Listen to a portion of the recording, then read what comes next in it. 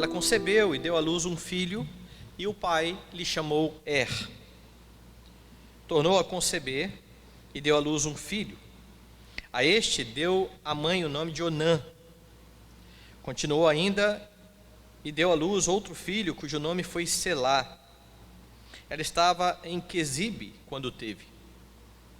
Judá, pois, tomou esposa para seu primogênito. O nome dela era Tamar. Porém, o primogênito de Judá, era perverso perante o Senhor, pelo que o Senhor o fez morrer. Então disse Judá a Onã: possui a mulher do teu irmão, cumpre o levirato e suscita descendência a teu irmão. Sabia, porém, Onã que o filho não seria tido por seu. Todas as vezes que possuía a mulher de seu irmão, deixava o sêmen cair na terra, para não dar descendência a seu irmão. Isso, porém, que fazia era mal perante o Senhor, pelo que também a este fez morrer. Então disse Judá a Tamar, sua nora: permanece viúva em casa de teu pai, até que Selá, meu filho, venha a ser homem. Pois disse: para que não morra também este como seus irmãos. Assim Tamar se foi, passando a residir em casa do seu pai. No correr do tempo morreu a filha de Sua, mulher de Judá, e consolado Judá subiu aos tosqueadores de suas ovelhas em Tímina, ele e seu amigo Ira, o adulamita. E o comunicaram a Tamar: eis que o teu sogro sobe a Tímina para tosquear as ovelhas. Então ela despiu as vestes da sua viuvez, e cobrindo-se com um véu, se disfarçou, e se assentou à entrada de Enaim, no caminho de Tímina, pois via que Selá já era homem, e ela não lhe fora dada por mulher. Vendo-a Judá, teve-a por meretriz, pois ela havia coberto o rosto. Então se dirigiu a ela no caminho e lhe disse: vem, deixa-me possuir-te, porque não sabia que era a sua nora. Ele respondeu: que me darás para coabitares comigo? Ele respondeu: enviar-te-ei um cabrito do rebanho. Perguntou ela: dar-me-ás penhor até que o mandes? Respondeu ele: que penhor te darei? Ela disse: o teu selo, o teu cordão e o cajado que seguras. Ele, pois, lhes deu e a possuiu, e ela concebeu dele. Levantou-se ela e se foi. Tirou de sobre si o véu e tornou as vestes da sua viuvez. Enviou Judá o cabrito por mão do adulamita, seu amigo, para reaver o penhor da mão da mulher, porém não a encontrou. Então perguntou aos homens daquele lugar: onde está a prostituta cultual que se achava junto ao caminho de Enaim? Responderam: aqui não esteve meretriz nenhuma. Tendo voltado a Judá, disse: não a encontrei. E também os homens do lugar me disseram: aqui não esteve prostituta cultual nenhuma. Respondeu Judá: que ela o guarde para si, para que não nos tornemos em opróbrio. Mandei-lhe com efeito o cabrito, todavia não a achaste. Passados quase 3 meses, foi dito a Judá: Tamar, tua nora, adulterou, pois está grávida. Então disse Judá: tirai-a fora, para que seja queimada. Em tirando-a, mandou ela dizer a seu sogro: do homem de quem são estas coisas eu concebi. E disse mais: reconhece de quem este selo, e este cordão, e este cajado? Reconheceu Judá e disse: mais justa é ela do que eu, porquanto não a dei a Selá, meu filho, e nunca mais a possuiu. E aconteceu que, estando ela para dar à luz, havia gêmeos no seu ventre. Ao nascerem, um pôs a mão para fora, e a parteira, tomando-a, lhe atou um fio encarnado e disse: este saiu primeiro. Mas recolhendo ele a mão, saiu o outro, e ela disse: como rompeste saída? E chamaram Pérez. Depois lhe saiu o irmão em cuja mão estava o fio encarnado, e lhe chamaram Zera. Vamos orar. Amado Senhor e Salvador, nós exaltamos o nome glorioso do Senhor, muito agradecidos por mais uma vez sermos apresentados diante do Senhor para cultuar o Teu nome por nosso irmão mais velho, Jesus Cristo, aquele que no meio da congregação canta louvores e nos dirige na adoração ao nome santo do Senhor. Razão de sermos aceitos, razão de termos o nosso culto a Deus Santo sendo recebido pelo Senhor como aroma suave, ainda que imperfeito.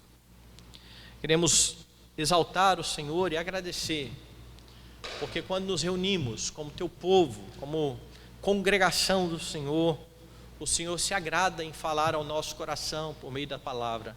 E cremos que o Senhor fará isso nessa noite mais uma vez, para a Tua glória. E é por isso que oramos e agradecemos. Amém. Meus irmãos, como eu disse no sermão anterior, a partir do capítulo 37 do livro de Gênesis até o final do livro, o foco da narrativa de Moisés vai mudar para dois dos filhos de Jacó. Um deles, Judá, que vai ser aquele que vai entrar na linhagem de Jesus Cristo, de onde vem Davi e posteriormente de onde vem Jesus Cristo. E o outro filho que está no foco da narrativa é José, que será usado pelo Senhor a fim de preservar o povo quando a fome vier mais à frente.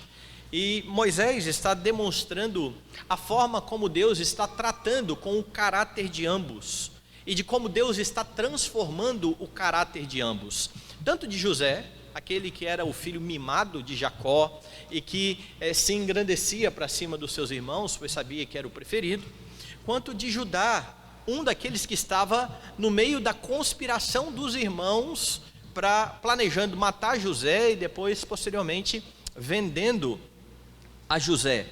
Ambos serão tratados pelo Senhor. E o capítulo 38 começa falando de Judá. Começa com a notícia de que no tempo em que os irmãos venderam a José, Judá se apartou deles. Veja como diz o verso 1. Aconteceu por esse tempo, que tempo? O tempo descrito no 37, certo? Eles venderam José para aqueles homens que passaram e José foi-se embora. Eles chegaram em casa com as vestes sujas de um sangue do animal, entregaram a Jacó e Jacó então lamentou, achando que o seu filho havia morrido. Então por esse tempo, diz Moisés, Judá se apartou dos seus irmãos e se hospedou na casa de um adulamita chamado Ira. E isso demonstra que a família de Jacó estava de fato vivendo num momento de desunião. Cada um está pensando de acordo com os propósitos do seu coração, como nós vimos na semana passada. E Judá se hospeda na casa de um cananeu. Adulão era a cidade onde morava este cananeu, era uma cidade cananita. E este homem que morava ali naquela cidade se chamava Ira. E então a trama de Judá e Tamar vai se desenvolver a partir então desta informação, da informação em que Judá se apartou dos seus irmãos, se juntou com este cananeu, com Ira, e ali então ele vai tomar esposa e tudo mais vai acontecer. Mas antes de entrar na história, deixa eu te fazer uma pergunta. Você já reparou que muitas vezes as pessoas se referem aos crentes da seguinte forma: fulano fez tudo de errado na vida, só fazia besteira, agora coloca a Bíblia debaixo do braço, vai para a igreja e diz que é crente. Já viram as pessoas dizendo isso? Geralmente é assim que as pessoas muitas vezes se referem a crentes, principalmente quando há conversão de pessoas que notoriamente eram ímpias no seu proceder. Pessoas que andavam de forma totalmente diferente daquilo que o Evangelho estabelece e que agora, encontrando a Cristo e estando na igreja, mudam de vida e começam agora a proclamar, a pregar o Evangelho, chamando a atenção dessas pessoas que muitas vezes vêm com esse tipo de acusação. Mas infelizmente, até mesmo da igreja, dentro da igreja, entre os crentes, o relacionamento acaba sendo dessa forma, porque nós temos um quê de justiça própria, e por vezes nós nos achamos melhores que os nossos irmãos. Nós achamos às vezes que os pecados que os nossos irmãos cometem são piores do que os pecados que nós mesmos cometemos. E nós então, muitas vezes olhamos do alto aqui da nossa altivez de santidade, condenando os nossos irmãos pelos seus pecados, esquecendo de olhar para as nossas próprias faltas, para os nossos próprios pecados, esquecendo que nós igualmente somos tão carentes e pecadores quanto os nossos irmãos que estão nesta caminhada com o Senhor Jesus Cristo. O texto do capítulo 38 de Gênesis nos mostra de forma maravilhosa a depravação dos homens e também a graça e a justiça de Deus. Como é que você percebe isso aqui neste capítulo? Vamos olhar primeiro para a depravação dos homens e para os seus pecados. E eu queria primeiro falar sobre Judá, sobre os pecados de Judá, porque a história começa com Judá se apartando dos seus irmãos, morando na casa de um homem cananeu e casando-se com uma cananeia. Veja o verso de número 2. Ali viu Judá a filha de um cananeu chamado Sua. Ela a tomou por mulher e a possuiu. E por que essa informação aqui ela é relevante? Porque aquilo que Abraão e Isaque temeram para os seus filhos, que eles misturassem as linhagens. Lembra Abraão, quando mandou o seu servo buscar uma esposa para o seu filho, disse: olha, a esposa tem que vir para nós e o meu filho não pode voltar para aquela terra. Isaque viu Esaú tomar 2 esposas de fora do povo de Deus, e quando Jacó foi-se embora fugindo de Esaú, a preocupação era exatamente a mesma. Será que Jacó vai fazer o mesmo? Vai tomar destas mulheres de fora do povo?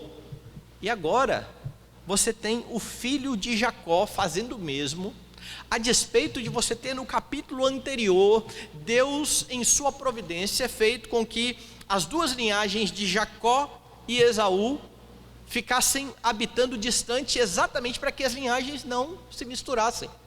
Lembra disso? A providência de Deus, Deus enriquece a Esaú, e então, não tendo como conviver juntos, porque eles eram muito ricos ambos, eles têm de se separar. Deus está fazendo então em sua providência com que essas linhagens se separem. E a lição aqui ela é bem clara: não pode haver essa divisão ou essa junção das linhagens.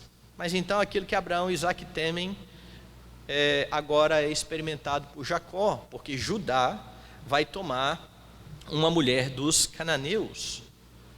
Ele não está neste momento também ligando para esta questão da mistura das linhagens.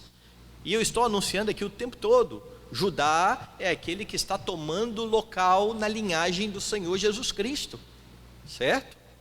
Ele tem então 3 filhos.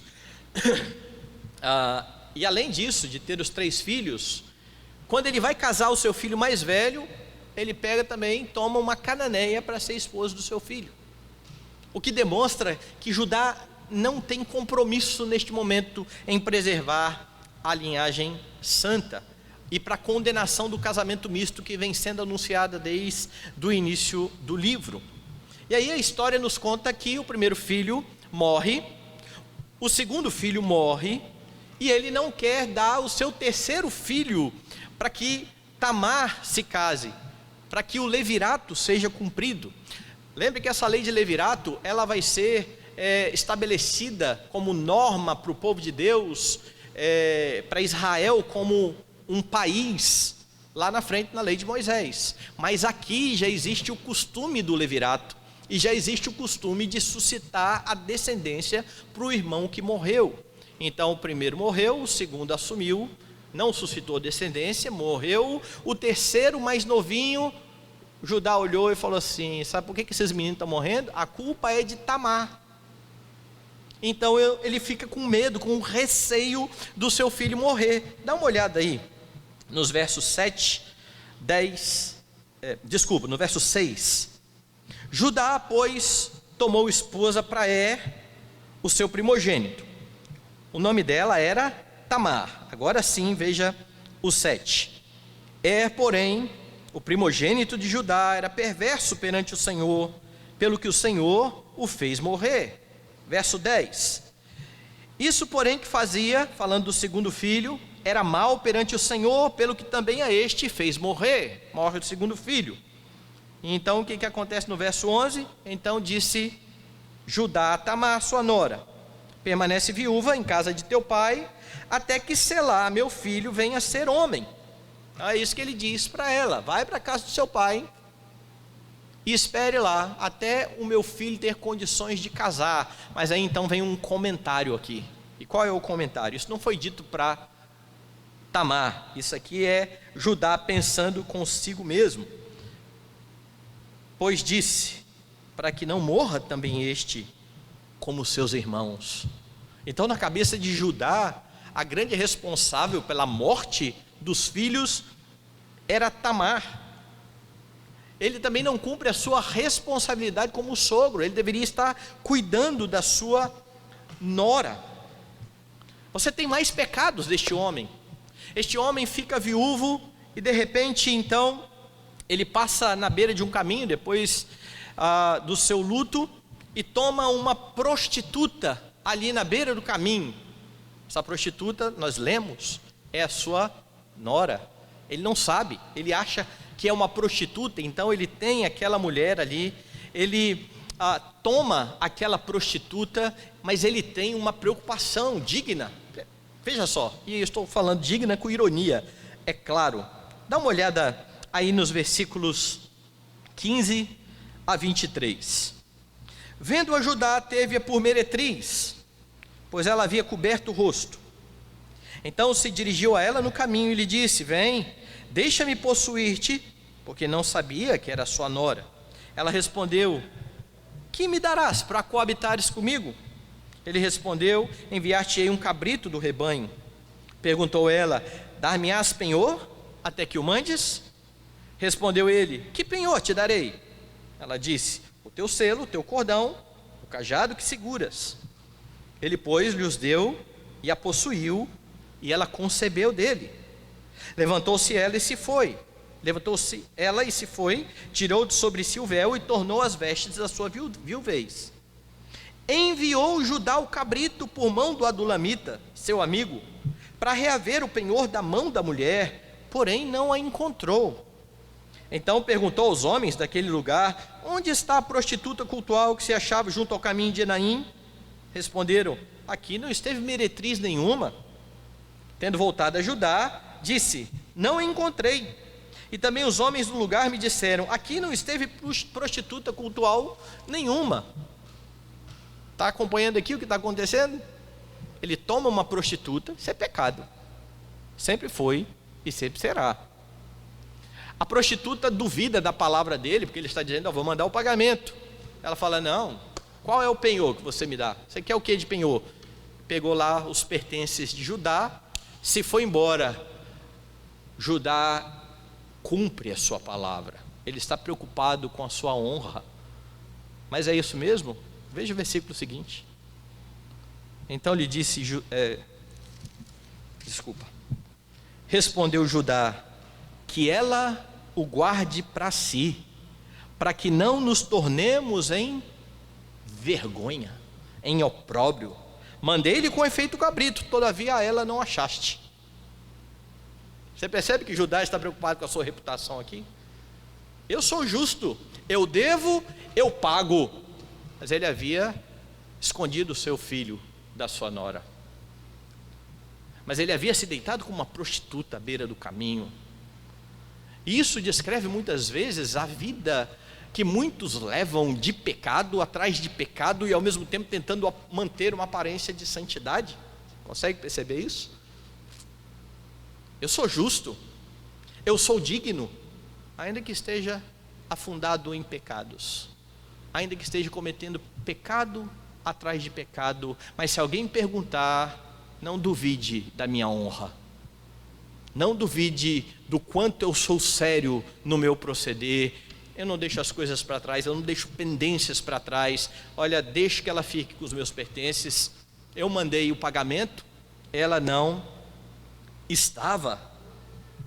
Por último, ele se vê aqui diante da chance de se livrar de uma vez por todas da sua nora, daquela que era a culpada por ele perder os seus filhos. E ele começa a ouvir um boato, certo? Qual é o boato que ele ouve? Qual é a notícia que ele ouve? Tamar está grávida. Que negócio é esse? Ela adulterou, ela vai ser queimada. Mais à frente você sabe que na lei do Senhor, o crime para o adultério vai ser o apedrejamento. Mas aqui eles já puniam os adúlteros dessa forma. E então aquela que adulterou precisa morrer. Veja a justiça própria de Judá. Ele nos seus pecados, condenando agora a sua nora que pretensamente adulterou. Se você olhar o verso 24, você vai ver isso. Passados quase 3 meses, foi dito a Judá: Tamar, tua nora, adulterou, pois está grávida. Então disse Judá: tirai-a fora, para que seja queimada. Judá, nesse momento da história, é um homem frio, é um homem egoísta. Ele pensa no seu bem-estar, ele pensa nas suas necessidades, ele pensa em preservar os filhos que ele ama. Ele julga a sua nora como se fosse ela a responsável pela morte dos seus filhos. Então você vê aqui os pecados de Judá, a depravação humana sendo demonstrada de forma bem clara, mas você vê também a descrição dos pecados dos filhos de Judá. O que o texto vai mostrar é que a razão desses rapazes terem morrido era a sua perversidade. Dê uma olhada aí no texto, vai lá de novo no capítulo 38, a partir do verso de número 6. Judá, pois, tomou esposa para Er, o seu primogênito. O nome dela era Tamar. Porém, o primogênito de Judá era perverso perante o Senhor, pelo que o Senhor o fez morrer. Está bem clara aqui a razão.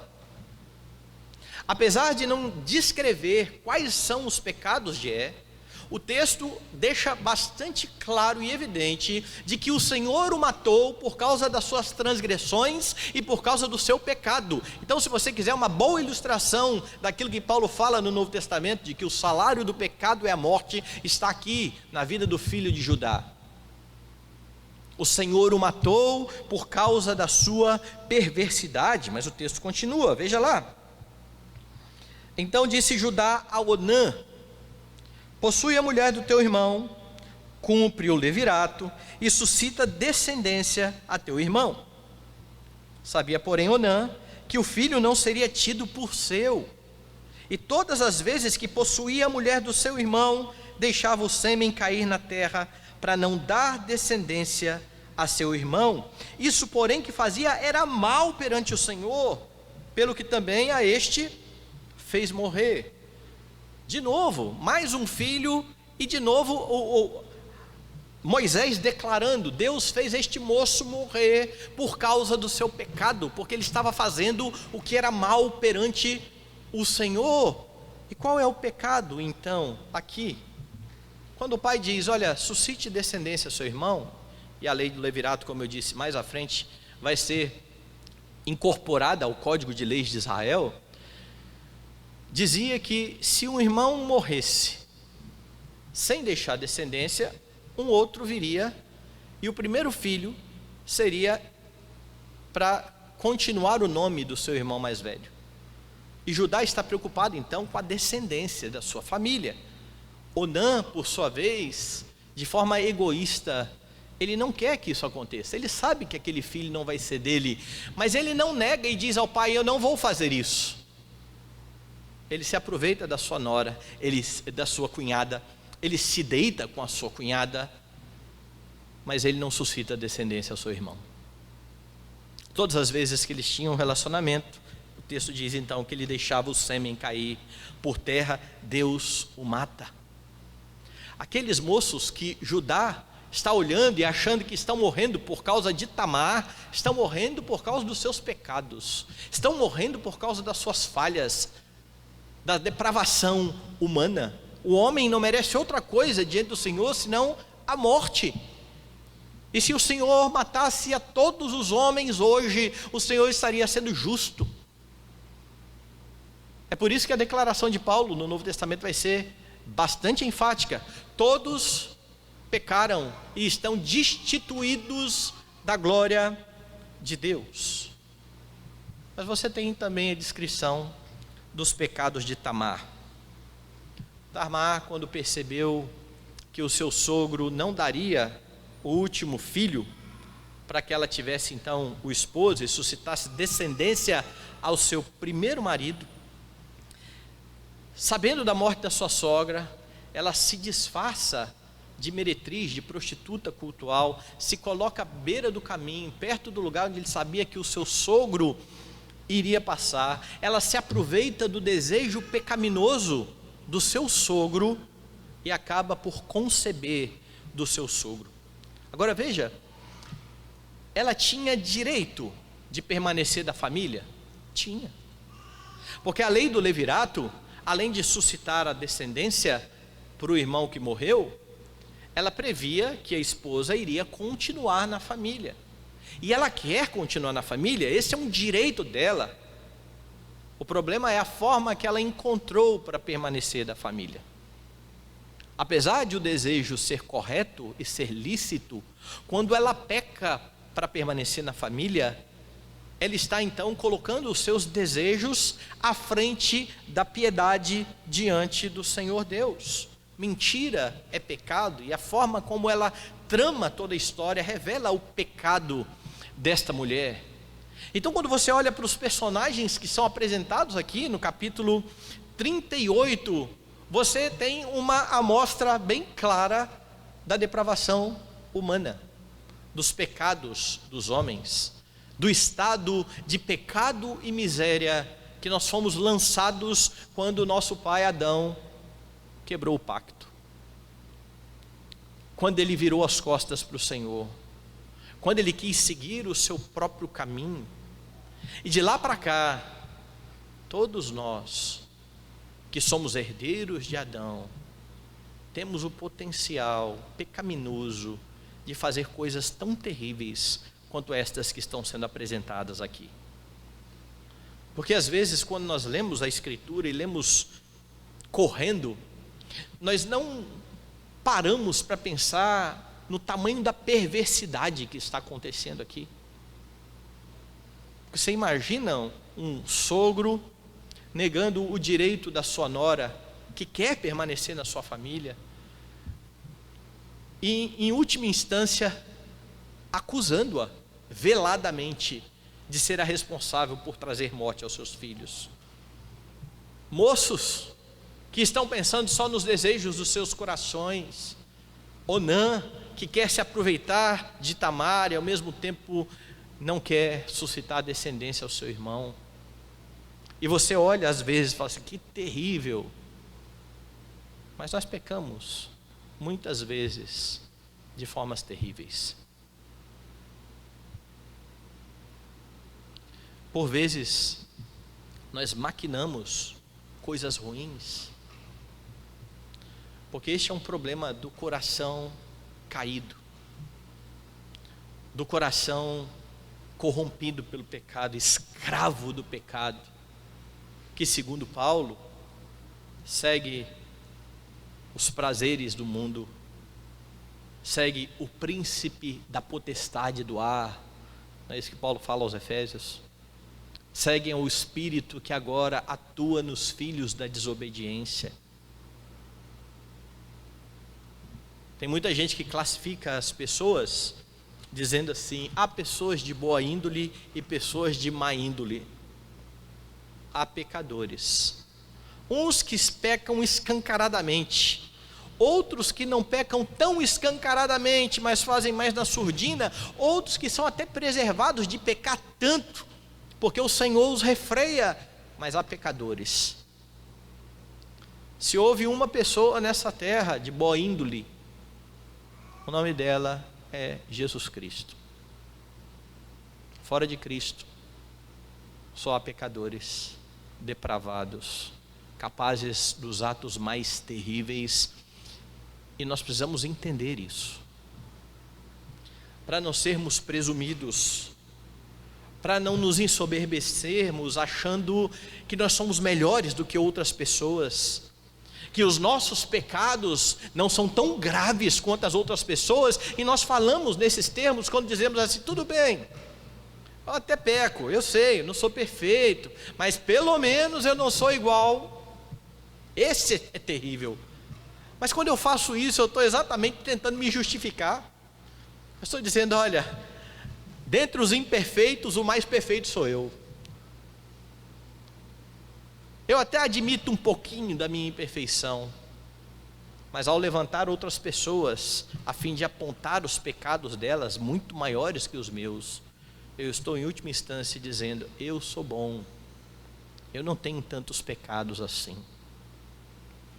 Uma das histórias que eu mais gosto, que eu ouvi do Matthew Henry, puritano, é uma que diz que ele tinha saído e foi assaltado, e depois de ter sido assaltado, então ele orou dizendo: obrigado, Senhor, porque me levaram tudo, mas eu também não tinha tanto assim, porque me levaram o dinheiro e deixaram a minha vida.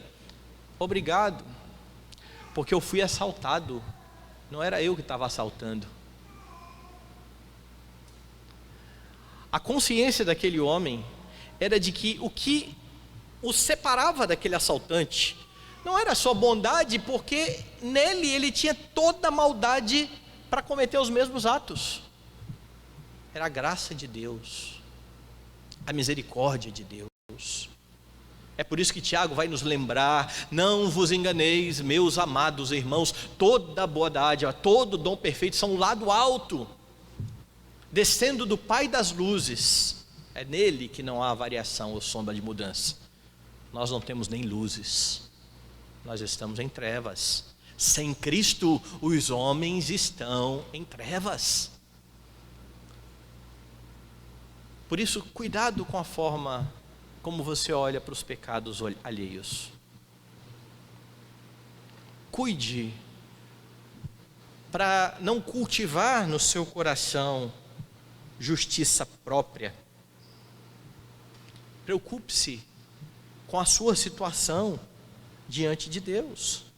Preocupe-se em verificar se você está liberto por Cristo, se esforçando para cumprir aquilo que a lei do Senhor estabelece, e esteja bem atento ao fato de que quando você estiver muito preocupado com a sua vida, com os desejos do seu coração, você poderá cometer tantos pecados quanto estes homens cometeram. Judá, pelo seu desejo lascivo; Onã, igualmente; Tamar, pela sua vontade de permanecer na família de qualquer forma. Não importa a forma, eu quero o que eu desejo, eu vou conseguir. E se você não cuidar do seu coração, você vai chegar a ser muitas vezes injusto. Cuidado para não se pegar como Judá, cometendo toda sorte de pecados e achando que é muito justo. Reputação é uma coisa importante, certo? Ele está preocupado com a reputação, mas ele não liga para a forma como ele vai ter essa reputação. Tem muita gente que mente para ter uma boa reputação. A reputação, ela precisa ser uma consequência de uma vida que caminha em santidade para a glória de Deus. Não é o alvo da vida, é uma consequência. A consequência que vem depois de você ter sido resgatado pela graça, e de você ter sido capacitado pelo Espírito, e de você poder olhar e perceber a lei do Senhor, e de poder viver de acordo com essa lei. Você vai ter uma boa reputação. Mas se você fizer da reputação o alvo da sua vida, você vai ser hipócrita. Os homens estão então descritos. Eles são egoístas, eles são frios, eles pensam somente nos desejos do seu coração. Assim são todos aqueles que estão fora de Cristo. E assim muitas vezes agem, até mesmo aqueles que estão em Cristo, quando esquecem o grande tesouro que eles têm em Jesus, e vivem a buscar satisfação fora do Redentor. Mas o texto vai mostrar também a graça e a justiça do Senhor, e você percebe em toda essa história como é que você tem um Deus justo e gracioso. Você percebe a justiça de Deus aqui em alguns momentos. Você vê a justiça de Deus, por exemplo, quando ele pune os pecados tanto de Er quanto de Onã. Como eu disse, os pecados de Er não foram relatados, mas pela punição do Senhor, por ele ser perverso, você sabe que Deus o está punindo por causa das suas transgressões. E como eu afirmei, se Deus nos punisse hoje, ele seria justo. E se Deus punisse toda a humanidade hoje, ele continuaria justo. Todos pecaram, estão destituídos da glória de Deus. Onã tem os seus pecados descritos no texto. Onã é o egoísta que não quer suscitar descendência ao seu irmão. Deus pune a ambos. Você percebe ainda a justiça de Deus no fato de ele usar o pecado de Tamar para tratar a vida de Judá. Perceba como que Deus vai fazer aqui. Aqui você vê que a justiça de Deus acaba ao mesmo tempo revelando a sua graça. Por que você tem as duas coisas juntas aqui, a justiça e a graça? Porque Judá, que vai ser julgado pelo Senhor, está ao mesmo tempo sendo tratado pela graça de Deus. Afinal de contas, ele é o descendente pactual, e Deus tem compromisso de forjar nos seus o caráter de Cristo. Não será diferente com este homem. Judá está sendo tratado pelo Senhor, e veja como que isso acontece. Ele descobre que a sua nora está grávida. Ele diz: ela precisa morrer, nós vamos matar. Veja lá a partir do verso 24. Passados quase 3 meses, foi dito a Judá: Tamar, tua nora, adulterou, pois está grávida. Então disse Judá: tirai-a fora para que seja queimada. Em tirando-a, mandou ela dizer ao seu sogro: do homem de quem são estas coisas, eu concebi. E disse mais: reconhece de quem é este selo, e este cordão, e este cajado. Quando ele manda matar a nora falou: pera lá, eu concebi do dono destas coisas aqui. Reconhece aí quem é o dono destas coisas. Judá, se dissesse assim, não tenho a mínima ideia, e tivesse mandado matar, alguém teria duvidado dele? Porque quem veio dar notícia a Judá, já veio dando a notícia da seguinte forma: a sua nora adulterou, porque ela está grávida. A narrativa está criada. Se Judá continua e mantém a punição, Judá ainda esconde o seu pecado. Mas isso seria muita perversidade, né? Pois não é que um descendente de Judá vai fazer isso? Davi vai adulterar com Batseba. Quando ele descobre, ele chama o marido de Batseba da guerra, para que o marido de Batseba se deite com ela, e ela fica achando no final das contas que o filho é dele. Quando ele não é bem sucedido no seu planejamento, ele então entrega a carta para que Urias leve ao seu comandante. Está ali a sua sentença de morte. E ele então dá a sentença de morte, o comandante coloca ele na frente do exército, ele vai ser morto. É o descendente de Judá, não se esqueça disso. Judá poderia ter feito a mesma coisa. Judá poderia ter tentado por si mesmo cobrir o seu pecado, e ainda mais, acusá-la por insinuações indevidas. Ele é um homem respeitado, tão respeitado que ele quis até pagar a prostituta, ela que não estava lá para receber, mas ele zela pelo nome dele.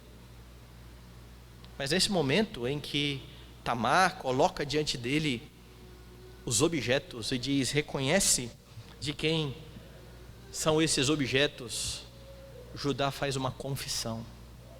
Dá uma olhada aí no texto, verso 26. Reconheceu Judá e disse: mais justa é ela do que eu.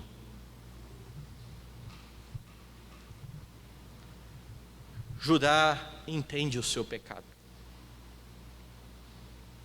Então, ao mesmo tempo que Deus vai fazer justiça com Tamar, Ele trata Judá.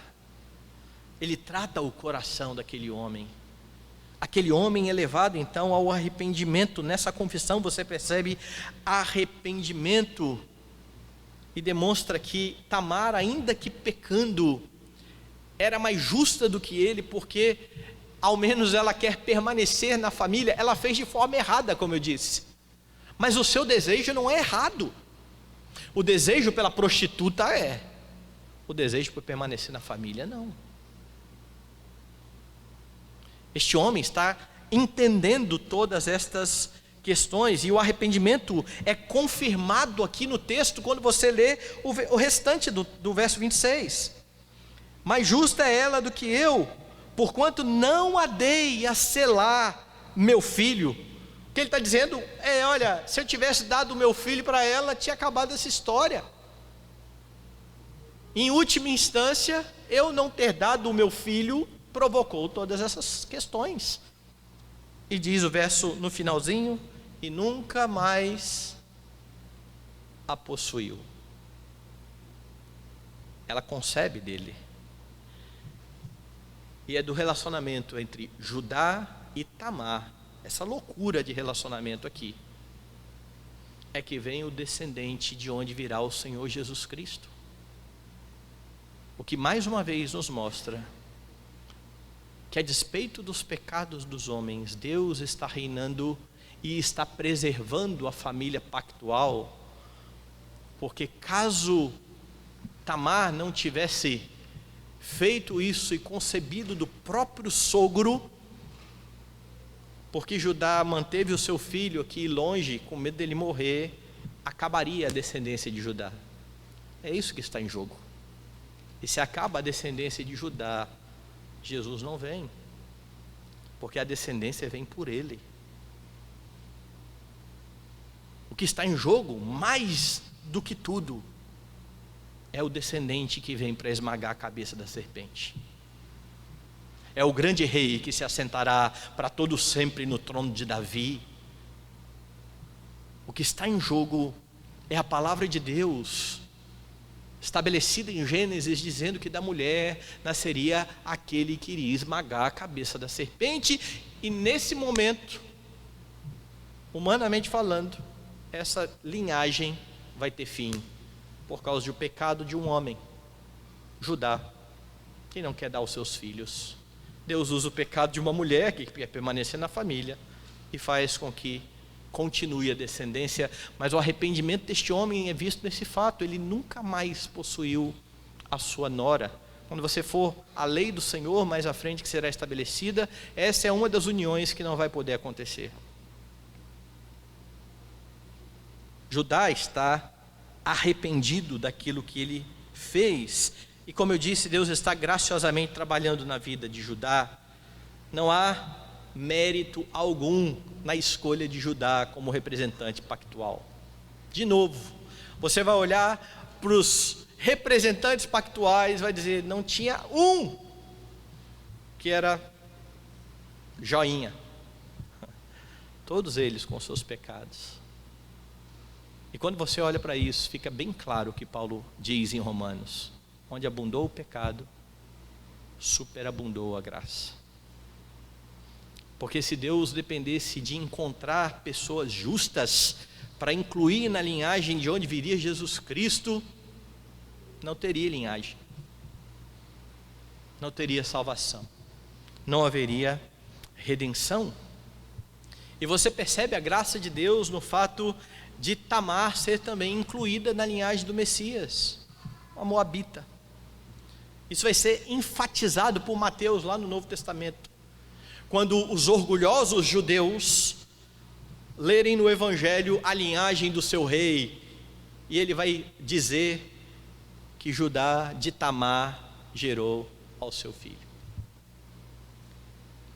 Deus, soberanamente gracioso, e está aplicando também a sua justiça, mas você vê um pouco mais da graça de Deus. Como eu disse, não há mérito naqueles que são escolhidos pelo Senhor. Ele escolhe quem Ele quer, porque Ele quer e da forma que Ele quer. Nós confessamos isso doutrinariamente quando dizemos que a eleição ela é incondicional. E há um detalhe aqui no texto bastante interessante que nos remete a outra história. Veja lá, versículo 27 em diante. E aconteceu que, estando ela para dar à luz, havia gêmeos no seu ventre. Mais uma vez. Você sabe onde havia gêmeos no ventre, certo?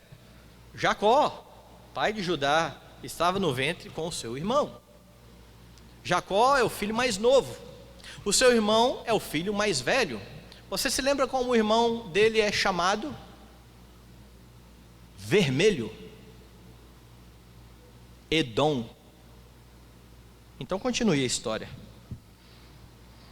Havia gêmeos no seu ventre, ao nascerem, um pôs a mão para fora, e a parteira, tomando, lhe atou um fio encarnado, vermelho, e disse: este nasceu primeiro. E por que a parteira tem o cuidado de fazer isso? Por causa da primogenitura. Então o primeiro que botou a mãozinha para fora, ela amarrou lá, pronto, esse é o primeiro. A mãozinha se recolheu e o outro veio e nasceu antes. Quando o outro nasceu, veja a expressão: como rompeste saída? E lhe chamaram Pérez. O segundo filho acaba rompendo primeiro, saindo primeiro. Depois lhe saiu o irmão, em cuja mão estava o fio encarnado, e lhe chamaram Zerá. Qual é dos dois que vão entrar na linhagem? De novo, não é o primogênito. Quem vai entrar na linhagem de Jesus Cristo é Pérez, mostrando que não é por causa de nascimento, não é por causa da vontade da carne, não é por causa da vontade do sangue, mas de Deus. Você conhece essa mensagem? Essa mensagem é de João, no Novo Testamento, na abertura do Evangelho. Mas quando João fala isso no Novo Testamento, na abertura do seu Evangelho, ele não está inventando que a partir daquele momento será assim.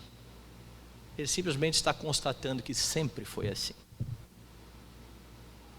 É por isso que Paulo tem certeza de que não depende de quem quer e de quem corre, mas de usar Deus, a sua misericórdia. As semelhanças, elas são bem grandes entre a história de Jacó e Esaú com a história aqui dos filhos de Tamar. Agora perceba e grave: Deus julga e pune pecados. Deus não faz vista grossa aos pecados. Não pense que os pecados passarão batidos aos olhos do Senhor.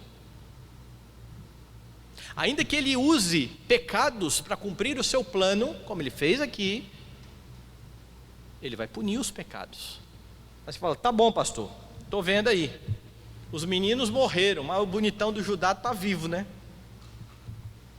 Houve alguém que morreu por Judá, e houve alguém que morreu por todos aqueles que contritos se arrependem e creem nele.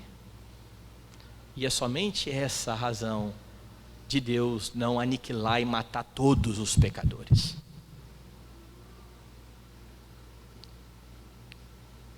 A questão é que se você não está em Cristo, a morte de Cristo não tem a ver com você.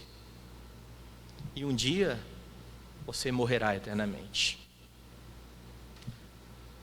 Mas se você, pela fé, receber a Cristo, crer no Messias, entender a sua condição de pecado e de miséria, confessando diante do Senhor as suas faltas e dizendo: Senhor, sou indigno, louvado seja o Senhor pela tua graça que me inseriu no teu corpo, porque um dia em sua justiça o Senhor cravou os meus pecados no seu Filho.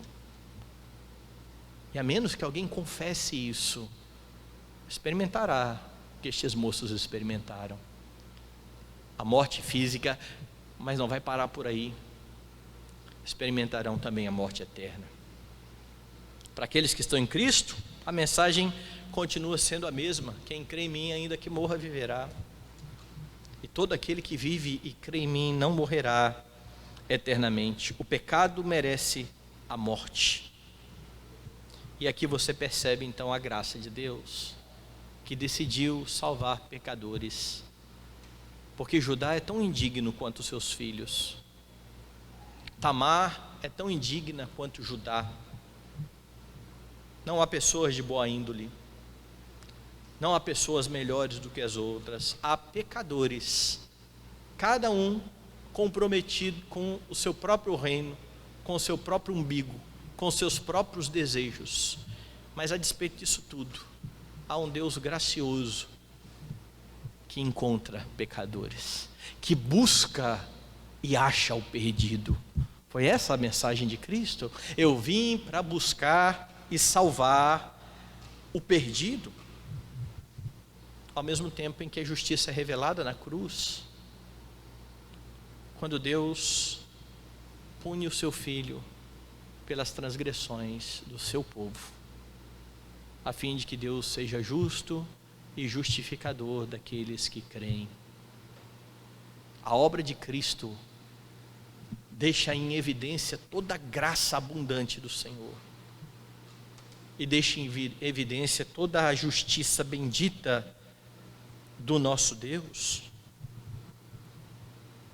Você precisa lembrar dessas lições, você precisa lembrar que os homens são totalmente depravados, que os homens, incluindo você, estão perdidos por causa de Adão, mas devem se lembrar também que por causa da graça maravilhosa de Deus, pecadores puderam ser reconciliados com Ele. E quando nós nos reunimos nessa noite para adorar o Senhor, não é a comunidade de pessoas boas, é a comunidade de pecadores, purificados pelo sangue de Jesus. Eu já disse isso aqui algumas vezes. Quando você lê a genealogia de Cristo, é isso que você vê: pecador após pecador sendo descrito. Mateus enfatizando e dizendo: olha, Judá teve o seu filho com Tamar, moabita. Olha, Raabe está sendo incluída aqui na linhagem. Ruth, a moabita está aqui nessa linhagem. Histórias terríveis, até que vem o santo, o ente santo, gerado no ventre de Maria pelo Espírito Santo, que é o único capaz de redimir toda a família, e não só a família física, a linhagem que vem sendo descrita de onde ele vem como homem, mas toda a sua família que vem pela fé, a mesma fé que teve Abraão. Nós estamos incluídos nisso.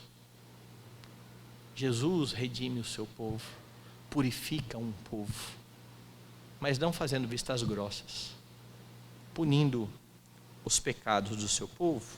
Portanto, uma boa resposta àqueles que dizem: fez tanta besteira e hoje está na igreja, é apresentar-lhes o Evangelho.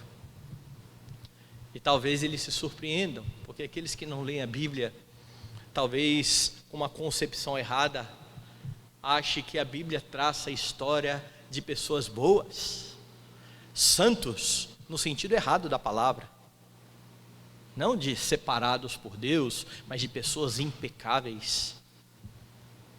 E talvez essas pessoas se surpreendam ao olhar a história que desde o início nos mostra um homem criado perfeito que virou as costas para Deus, um homem que, por ter virado as costas para Deus e lançado toda a sua descendência no pecado, viu os seus filhos um assassinando o outro. Daí a pouco, pecados e mais pecados e mais pecados sendo descritos. As pessoas que apontam o dedo para os que estão na igreja com aquele discurso de que pecou um bocado, agora bota a Bíblia debaixo do braço e acha que é santo, precisam aprender a grande verdade de onde abundou o pecado, superabundou a graça. E nós somos os responsáveis por isso. Nós somos os responsáveis por proclamar essa mensagem bendita. Nós somos os responsáveis por fazer brilhar a luz de Cristo pela pregação do Evangelho. Portanto, se você está em Cristo, se você teve os seus pecados cancelados por Ele e pela graça foi inserido no seu corpo, assuma o seu papel de testemunha de Jesus, lembrando-se de onde você foi tirado, porque ao lembrar-se disso, você não vai apontar o dedo para os pecados alheios, você vai se preocupar com a sua vida diante do Senhor. É isso que nós vamos fazer já já, quando diante da mesa do Senhor, examinarmos nosso coração, porque essa é uma ordenança para estar diante da mesa do Senhor. E quando nos acharmos em culpa, louvamos a Deus pela mesma graça que nos salvou, que agora nos renova, nos purifica, e é a razão de sermos perdoados todas as vezes que confessamos os nossos pecados, porque Ele é fiel e Ele é justo. E quando nós confessamos os nossos pecados por causa de Jesus Cristo, aquele que está sendo preservado aqui na sua linhagem, por causa dele e somente por ele, temos os nossos pecados cancelados.